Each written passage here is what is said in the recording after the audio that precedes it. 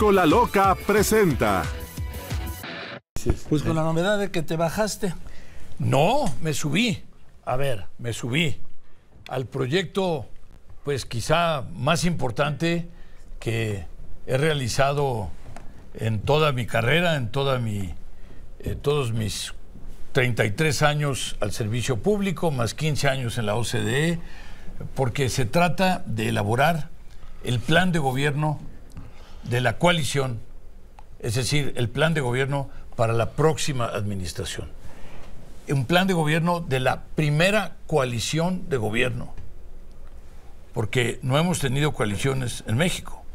Hemos tenido algunas alianzas para fines electorales, etcétera, y estamos hablando de que algunas veces pasan meses los partidos de coalición en formar su coalición, porque se tienen que poner de acuerdo sobre qué es lo que van a hacer, no solo en la próxima semana, el próximo mes, sino en los próximos años. Así es que estoy muy emocionado, muy halagado y también muy desafiado, porque la tarea es enorme. Dice el presidente que te bajaste que porque tú no juntas los votos. No, bueno, yo ya tenía todo un camino para conseguir los votos, ya estaba trabajando con un montón de organizaciones de la sociedad civil. Acuérdate que yo me presento como un candidato ciudadano y por otro lado ya tenía varios sindicatos que me habían ofrecido su apoyo, un montón de asociaciones y un montón de grupos profesionales, gremios, etcétera. En fin, por supuesto que íbamos a hacer el esfuerzo y yo sentía que esa era la menor de los problemas. Y la verdad es que 150,000 en un país de 130 millones de habitantes, pues debe ser posible conseguirlos. Así es que no es eso. Yo te diría, lo que pasa es que los tres partidos, los presidentes de los tres partidos, me convocaron y me dijeron, queremos, porque para nosotros es muy importante, que junto con el proceso electoral acompañemos la formación, la elaboración de un plan de gobierno y que sea el que acompañe al candidato o la candidata. Y francamente, pues yo lo pensé un poco, pero no demasiado. Me pareció que si a los partidos y a los miembros de la sociedad civil unidos, el Frente Cívico Nacional, etcétera, les parecía que eso era lo más importante que había que hacer en este momento, entonces, y me lo estaban pidiendo a mí, yo muy halagado, muy honrado, muy comprometido y al mismo tiempo, como dije, muy desafiado, porque la tarea es bastante importante y yo te diría, no se ha hecho nunca ha habido planes de gobierno para un partido, nunca para varios partidos y menos aún para varios partidos y para la sociedad civil conjuntamente.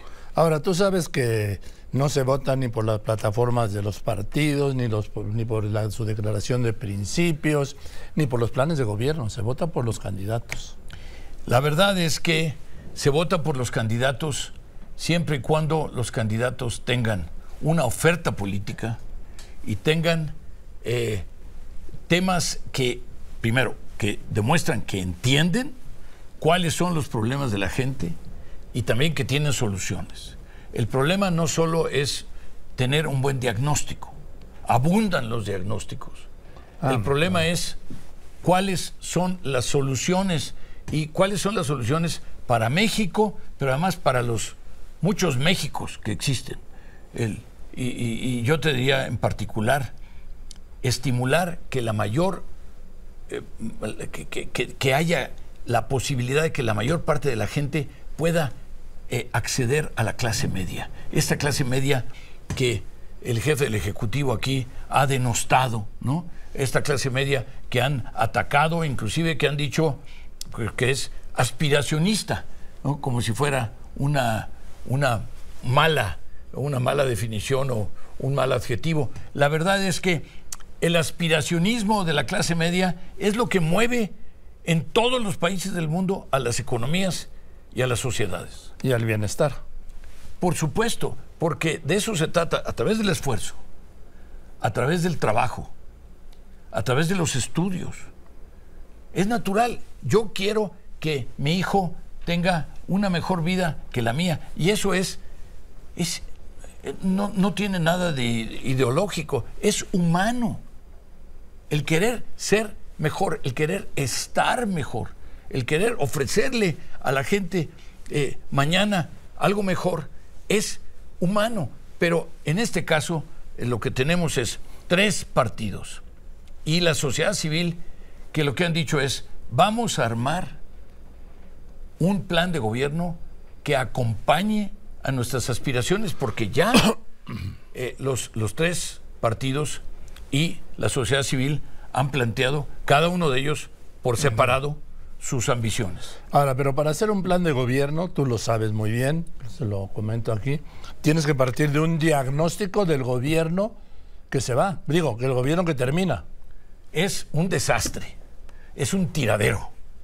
Y prácticamente en cada uno de los capítulos, si estamos hablando de, pues, no sé, de economía, por ejemplo, pues economía prácticamente 0 de crecimiento durante el sexenio. Si estamos hablando de pobreza, sí, pero ha aumentado la pobreza. El presidente celebró hoy que por un momento el peso estuviera a 17, en 16.98. Pero eso, lo que pasa es que lo que hay que entender es cómo se fijan los tipos de cambio.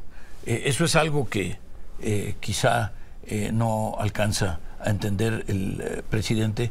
Y el hecho de que la gente que recibe remesas, los exportadores, hoy están recibiendo entre 15 y 20% menos pesos que antes. Y entonces, si uno lo ve así, entonces el tema de el valor del superpeso, ¿no? Sí. Se vuelve mucho menos importante y mucho menos interesante. Bueno, pero es mejor que el peso se revalúe o como se devaluaba en todos los gobiernos pero anteriores. Es que no tenemos que escoger ninguno de los 2 extremos. Un peso estable, un peso bien valuado desde el punto de vista de su relación con las principales monedas del mundo, es a lo que debemos aspirar. El hecho de que se esté revaluando constantemente, y ya llevamos de 15 a 20%, pues lo único que hace es quitarle competitividad al peso. Si el euro se estuviera revaluando 15%, más bien se ha devaluado frente al dólar, pero si se hubiera revaluado 15%, estarían muy preocupados todos los europeos. Si el dólar se hubiera revaluado 15%, estarían muy preocupados los americanos. Si el yen japonés se hubiera revaluado 15%, estarían muy preocupados los japoneses. ¿Por qué estarían muy preocupados y aquí se celebra? Porque le quita competitividad a las exportaciones, se vuelven más caras las exportaciones. Si cada dólar compra solo 17 pesos en lugar de 20 o 21, ya estuvimos como hasta 24, ¿verdad? Uh-huh. Pero bueno, eso tampoco nos gustaba porque introduce inflación.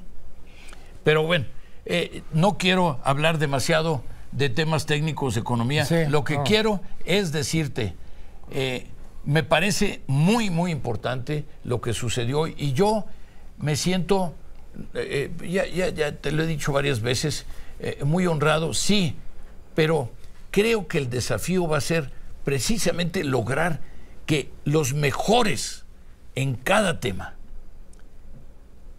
contribuyan, aporten y que entonces hagamos pues un trabuco, ¿no? Ahora, proyecto. ¿Qué sería? Por temas seguridad, ¿no? Bueno, yo te diría, la parte política es muy importante porque además hay que acotar las facultades y las funciones del nuevo presidente. Quien quiera que sea, pero sobre todo yo te diría, si es de la coalición, de la oposición, ¿por qué acotarlas? Porque no es posible. Ya vimos lo que pasa cuando el presidente abusa de sus facultades. El ataque contra la Suprema Corte de Justicia de la Nación. Yo diría que no sea el presidente el que propone a los miembros de la Suprema Corte de Justicia de la Nación.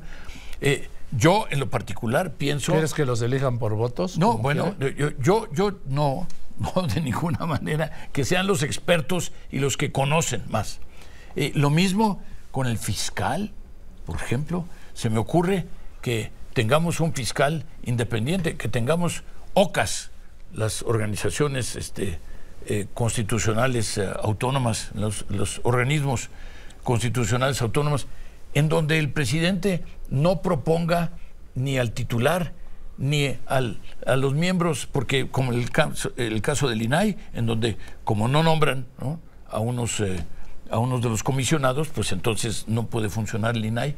Pero yo te diría, el tema, por supuesto, el tema político, pero también el tema de la seguridad es crucial. Y como parte del tema de la seguridad, el papel de las Fuerzas Armadas, el papel del Ejército en la sociedad mexicana. Eso tiene que haber una discusión muy profunda y tiene que hacerse algún planteamiento. Por supuesto, la economía, porque hay que revitalizarla. No, pero hay que ver cómo van a recibir la economía. La vamos a recibir. Según dice el presidente, con un gran crecimiento, destruida, con una gran inversión, con la mayor inversión extranjera de que haya registro y con un peso en 16. Mira, lo que pasa es que la posición geográfica del país hace que estemos recibiendo inversión extranjera, en particular para aprovecharse del TEMEC y para aprovecharse de algunos de los otros. Entonces eso es cierto. Pero el problema es no que sigamos recibiendo alguna inversión extranjera, sino cuánto podríamos recibir de inversión extranjera en caso de que no espantáramos a la clientela.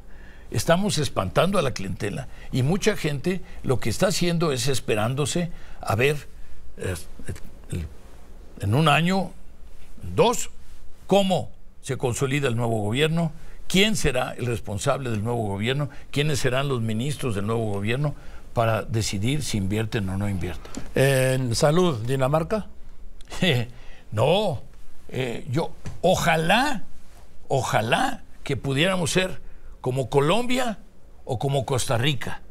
Como Dinamarca no podemos ser, por una simple y sencilla razón. México recauda 17% de impuestos. El promedio de la OCDE es 34%, exactamente el doble. Y Dinamarca, junto con Francia, se disputan la medalla de oro de ver quién cobra más impuestos. Estamos hablando del 50%, es decir, 3 veces más. Y la razón por la que no podemos tener un sistema de salud como el de Dinamarca es simplemente porque no podemos pagarlo. Habría que duplicar el gasto en salud para tener un sistema de salud razonable, más integrado que el que ahora existe. Educación. En educación, el problema que tenemos es que el impacto brutal que tuvo la pandemia respecto de... hubo que cerrar en algunos casos hasta 2 años las escuelas públicas, sobre todo las primarias públicas, y eso hizo que no solo haya un impacto en el desempeño académico, sino también en las divisiones entre nuestra sociedad. Se ha ampliado la brecha entre los que menos tienen y los que más tienen, y además, lamentablemente, este presidente, este jefe del Ejecutivo, pues se ha dedicado a confrontar a la sociedad, a enfrentar a la sociedad, a que una mitad de la sociedad sienta que la otra mitad no solo, no solo es diferente, sino es su enemigo. Bueno, pues en esa división nos va a costar enormemente, nos va a costar, vamos a tardar muchos años en cerrar esas heridas. Y entonces estamos hablando del impacto en la educación, pero también el impacto en todo lo social, el impacto en, ya hablamos del servicio de salud, ¿no?, que es lo han desmantelado completamente. Pero estamos hablando de la productividad. Tú imagínate nada más cómo vas a aumentar la productividad de la fuerza de trabajo en México si 60% de la fuerza de trabajo es informal. Y no tienen protección social. Y es gente que está muy contenta con sus cheques hasta que no se enferma una persona de la familia de algún tema, pues como cáncer o como diabetes o como alta tensión, etcétera, que requieran constante atención médica y también que requieran medicamentos. Entonces, estamos hablando, además, yo te diría, Joaquín, de la infraestructura que se ha descuidado tanto, porque se han dedicado tantos recursos al Tren Maya y a Dos Bocas y a Pemex y a CFE, que entonces no queda para más, porque, otra vez, insisto, tenemos una recaudación muy pequeña y tenemos un presidente que es conservador desde el punto de vista... es más, eso es más neoliberal que tú. Absolutamente. Para las finanzas públicas. Absolutamente. Para las finanzas públicas no quieren deuda externa sobre todo, y sus 3 secretarios de Hacienda, el señor Ursúa, el señor Herrera y el señor Ramírez de la O, pues también comparten esa convicción, y por lo tanto, pues lo que ha pasado es que nos hemos mantenido con una deuda que está bien, relativamente baja, lo cual es muy bueno, pero también, yo te diría, dejamos solos a los desempleados, dejamos solas al 1,5 millones de pymes que tuvieron que cerrar. Pequeñas y medianas industrias. A las pequeñas y medianas empresas. También a muchos de los enfermos, a mucha de la gente del sistema, porque no les dimos la atención médica debida, y por lo tanto, pues tuvimos... ¿Cuándo va a estar este programa? Vamos a empezar a entregar para los partidos políticos, para la sociedad civil y también para el candidato o candidata. Vamos a empezar a entregar productos terminados, ¿no?, o semiterminados desde antes de tener todo el paquete, con el objeto de que sea útil para que sirva para presentar también la oferta política. Y entonces cubriría, yo te diría, implica un plan de gobierno, sí, para adelante, pero también la oferta política para que hace el candidato o la candidata, ¿no? Pues vamos a ver qué pasa. Yo sé que tú eres una garantía, 15 años en la OCDE, toda tu vida en el Banco de México, en Hacienda, en Relaciones Exteriores. Y bueno, pues una cosa por otra, ¿no? La verdad es que estoy muy comprometido con este pues, tanto ofrecimiento como reto. Y por otro lado, yo te diría, no es que necesitemos un diagnóstico. Eso es lo más importante. Necesitamos soluciones. Necesitamos soluciones. Primero, pero para las soluciones sin diagnóstico no hay soluciones. Yo te diría que el diagnóstico... Tú me vas a decir que México está sobrediagnosticado. Puede ser. Esa es una frase que usó Santiago Krill en el evento de Unidos, ¿no? que organizó no lo estoy citando a la sociedad civil. Porque yo lo sé mucho antes, sí. Pero en fin, independientemente de eso, tienen que hacer un diagnóstico de cómo termina este gobierno. Efectivamente. Eso es indispensable. Es el punto de partida, pero lo que pasa es que el diagnóstico no va a conmover enormemente al público. No, yo digo para hacer el trabajo. Sí, eso sí. Para hacer el trabajo se parte de un diagnóstico. Pero a lo que me refiero es que lo que va a diferenciar el producto y lo que va a hacer que la oposición, la coalición, ofrezca un producto mejor son las soluciones. Y en eso vamos a trabajar. Venga, gracias, José Ángel. Muchísimas gracias a ti. Que estés muy bien, me da mucho gusto verte. Saluda a la doctora. Y estaremos trabajando y estaremos informándote y estaremos comentándote. Gracias, es José Ángel Gurría. Sí, no, vamos a ir al corte y después de corte lo que dijo esta mañana el presidente en la mañanera siguió haciéndoles campaña, por cierto. Así es. Sí. Y también voy a tener la información de este terrible accidente en Oaxaca. Y yo debo decir que lamento enormemente que otra vez se haya metido contigo. Ah, bueno. Y lamento enormemente porque yo creo que primero tiene mejores cosas que hacer y en segundo lugar porque él, su partido, propuso una ley que impidiera al gobierno estarse metiendo con individuos, con personas y abusar entonces del derecho y del poder que le da este púlpito de todos los días. Entonces, lo lamento enormemente.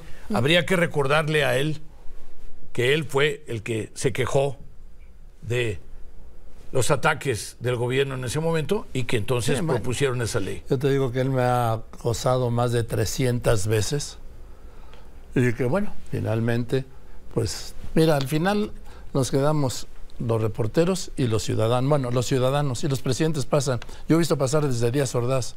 Imagínate, me van a venir a intimidar a estas alturas de la vida que tengo, 76 años y casi 56 años de reportero.